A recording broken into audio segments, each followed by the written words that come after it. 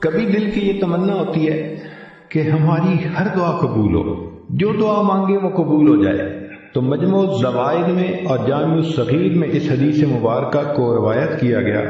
عبادہ ابن صامت اللہ عنہ فرماتے ہیں کہ جو شخص 27 مرتبہ یہ دعا پڑھے، اللہم اغفر لی وللمؤمنین والمؤمنات والمسلمین والمسلمات، تو ایک روایت میں ہے کہ جتنے دنیا میں ایمان والے مرد اور عورتیں ہوں گی ان کی تعداد کے برابر اس کو نیکیاں ملیں گی۔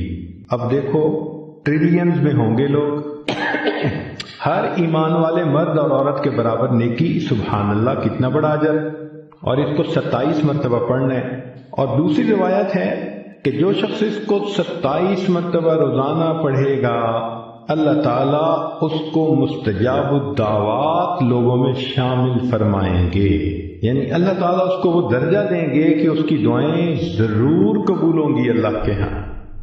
سبحان اللہ۔